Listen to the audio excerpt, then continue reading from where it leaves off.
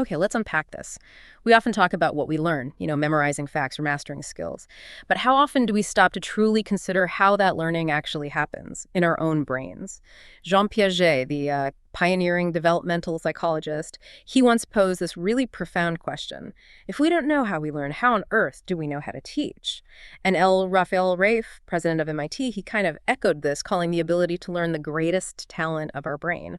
So today we're taking a deep dive into the fascinating, sometimes complex, and often paradoxical science of learning itself. An incredible subject, really.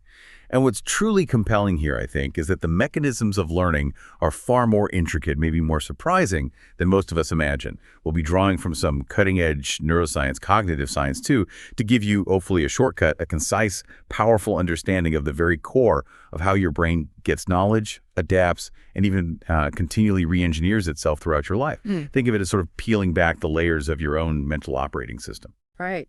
So our mission for you today is to uncover the incredible resilience, the adaptability of the human brain. We want to explore the fundamental pillars that seem to underpin all effective learning and maybe challenge some common misconceptions about how we absorb information. By the end of this deep dive, you should have a clearer picture of your own inherent learning superpower and, maybe more importantly, practical insights you can apply right away. Whether you're a student trying to, ace an exam, a parent navigating education, or just someone driven by curiosity. So, let's get started. Let's begin our exploration with a truly remarkable story. It's one that immediately makes you question what you thought you knew about the brain's capabilities. Imagine Felipe, a 7-year-old boy. He's incredibly talkative, endlessly curious, and speaks Portuguese, English, and Spanish flawlessly. He writes his own novels, dictating them to an assistant, and then uses a special keyboard for tactile books. His fingers, sweeping proudly across embossed illustrations, descriptions of mountains and lakes he'll never actually see. And what's truly extraordinary about Felipe is that he is blind and bedridden. Despite these huge physical challenges, his mind just thrives, creating, processing complex information. It's an amazing case. And cases like Felipe's, they profoundly challenge some fundamental assumptions in neuroscience. It forces us to ask, how do our cognitive faculties resist such a radical upheaval of their environment? How does the mind keep going? Felipe's brain demonstrates this astonishing ability for adaptation. It's almost as if it's found alternative pathways. His limited sense of touch, for instance, isn't just compensating. It's transformed into this rich, tactile experience of reading his own stories. It brings up a really important question. How do different human brains, despite, vastly different starting points or sensory inputs, often converge on the same core concepts? How do they achieve similar levels of understanding? Wow. That's an incredible testament to the brain's resilience. But what's the core insight here for us? If a brain can adapt so profoundly under such extreme circumstances, what does that tell us about our own capacity?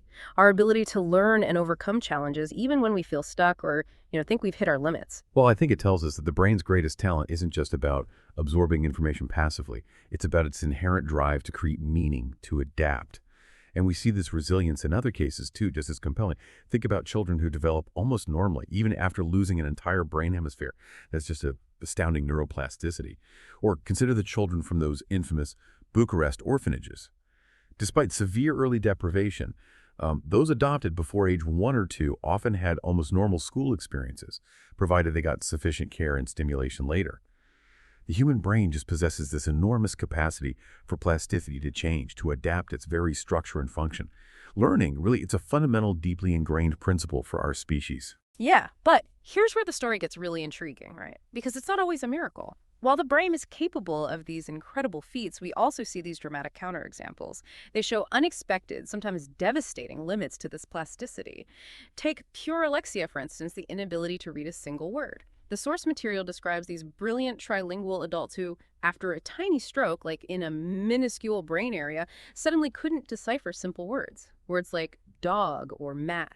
Oh, one woman, an excellent reader of Le Monde, the French newspaper, she was deeply distressed by this specific debilitating loss, while her other cognitive functions were perfectly intact. That really highlights the paradox, doesn't it? Sometimes the brain overcomes massive difficulties, showing incredible resilience. Other times, a seemingly minor disruption leads to debilitating disabilities, even in highly motivated, intelligent people. It makes you wonder, Does it depend on particular highly specialized circuits? Do these circuits maybe lose their plasticity over the years? Do they become rigid? And crucially, can plasticity be reopened, perhaps through targeted interventions or therapies? It suggests that while the brain is adaptable, there are specific architectural constraints, maybe developmental windows at play, that we're still just beginning to understand. That complexity makes me think about the raw materials, our DNA, the architect's blueprint for our bodies and brains. It's incredibly compact, only about 6 billion bits, which translates to roughly 750 megabytes of information. That's like an old CD-ROM or a small USB key. It's a surprisingly modest amount when you consider the intricate complexity it builds. Exactly. And this is where we hit a profound paradox, one that forces us to reconsider the whole blueprint idea. If you think about it, our brain has 86 billion neurons, and get this, 1,000 trillion connections. Its storage capacity is something like 100 terabytes. That's 100,000 times more detail than our genome actually specifies. Wow, 100,000 times. Yeah. This huge disparity leads to only one logical explanation. The structural frame, the basic layout of this fantastic palace, is built by the genome. But the details, the unique flourishes, the intricate carvings, those are largely left to the project manager, the environment. Pre-wiring a human brain in all its intricate detail would be strictly impossible. Just too much information needed. And this is precisely why learning is needed, to supplement the work of genes, to allow us to adapt to our unique surroundings. So that's a powerful realization. Learning isn't just some complex human thing we do in school. It's a fundamental evolutionary trick, baked into life itself. Even simple organisms like the C. elegans worm, right? With its genetically fixed 959 cells and 302 neurons, even it can learn basic habituation and association, adapting to repeated stimuli, connecting different events. Precisely. Evolution discovered a powerful principle. It's incredibly useful to let certain parameters of the body and brain change rapidly, to adjust to volatile aspects of the environment. Things like gravity or how light and sound propagate. Those are pretty much constant across generations, so they get hardwired efficiently in our genes. We don't need to learn how to grow eyes or ears, thankfully. Right. But many other parameters, like the exact spacing of our eyes, the precise weight and length of our limbs, or the pitch and timbre of our voice, those vary from person to person, environment to environment.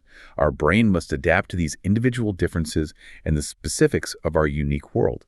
So our brains are this grand compromise, a foundation of innate circuitry from millions of years of evolution, combined with billions of parameters that are free to adapt, adapting to our unique environment, our language, our culture. It's a dynamic balance. Okay, that's a great foundation. Understanding the brain's capabilities, this evolutionary compromise, makes sense. Now let's zoom in even closer. Let's tackle the how. What are the actual gears and levers turning inside our brain when it learns, when it takes in new information and, updates its internal model of the world? Right. So at its core, what our deep dive into the sources reveals is that learning is really about our brain constantly adjusting the parameters of an internal mental model. It's a continuous fine-tuning of how we perceive, predict, and interact with the world. Think of it like this. Imagine you're trying to learn to aim your finger at a specific target. Each time you miss, that aiming error gives you crucial information, not just that you missed, but the size and direction of your miss. Okay. This feedback lets you reduce the gap between your intention and your action on the next try. And interestingly, the same logic applies to artificial neural networks. When training a network to recognize a character, say, it involves fine-tuning millions of connections. If the network incorrectly identifies an 8 instead of a 1, that wrong output can be backpropagated through the network to adjust connection values, which improves future performance. It's this iterative process. Yeah. Trial, error, feedback. It sounds like our brain, much like these advanced AI systems, is a kind of master builder. It tackles learning by creating a hierarchical, multi-level model. This seems especially clear in something like language, right? Where we move from elementary sounds, phonemes, all the way up to constructing whole sentences, complex discourse. It's constantly building from the ground up, then connecting the pieces. Precisely. In our sensory system, some brain areas are specialized to capture low-level patterns. For example, in the primary visual cortex, individual neurons analyze only a tiny bit of the retina, detecting very basic things, like a moving oblique line. Okay. These outputs then become inputs for the next level of processing, which detects regularities of regularities. At each successive level, the scale broadens, both in time and space, building up to increasingly complex objects or concepts. From a line to a finger, a hand, an arm, all the way to recognizing two people facing each other, a handshake, or even a nuanced interaction like the first Trump-Macron encounter. That's a truly remarkable parallel. And today's artificial neural networks, these deep networks, they're directly inspired by this hierarchical organization we see in the cortex. They have dozens of successive layers, each becoming sort of more insightful, capable of identifying abstract properties the further they get from the initial sensory input. It's almost as if engineers are reverse engineering the brain's own brilliant layered design. Indeed. And the core principle for both brains and machines in this process is this continuous effort to minimize errors. Let's go back to that hunter adjusting his rifle scope. If he shoots 5 centimeters too far right, he has essential information. Not just the amplitude of the error, 5 centimeters, but also its sign it was too far right. Right. He uses this precise feedback to correct his next shot. He's implicitly applying what mathematicians call the gradient descent algorithm, moving in the direction that most efficiently reduces the chance of making a mistake. So this is powerful. Every wrong answer, every mistake is actually valuable information, not a failure. It tells the system exactly what it should have done differently. In machine learning, this is called supervised learning and error backpropagation, where the network is explicitly told the correct answer and adjusts its parameters. It's constantly refining its internal model. It really frames mistakes as essential data points, doesn't it? It does. Now, current AI advances are truly fascinating. We've seen DeepMind optimizing Google servers, cutting power consumption by 40%. AlphaGo beat the world champion in Go by playing against itself, his bootstrapping idea. And then there's adversarial learning, where two AIs compete, like one becoming a Van Gogh expert and the other a brilliant forger, improving each other. But here's the critical question. Are these systems truly learning like us? Or is there a fundamental difference in how they build their models of the world? That's a really crucial distinction. While current deep learning is amazing at rapid, unconscious sensory processing like recognizing a face or a word in a fraction of a second, it seems to mimic only a small part of our brain's functioning. The limitation, perhaps, is that this process remains strictly bottom-up. It doesn't seem to have a real capacity for conscious reflection or building truly abstract concepts. Only in subsequent, slower, more conscious, reflective stages does our brain deploy its full abilities for reasoning, inference, flexibility. AI, despite its prowess, is still, I think, far from matching a human infant's ability to build truly abstract models of the world, to grasp underlying principles, not just surface patterns. So it's not just about pattern recognition, then. There's a deeper level of understanding of representation that sets human learning apart. Exactly. That naive empiricist idea, that we're born with disorganized circuits that just soak up the environment like a sponge. That's fundamentally wrong.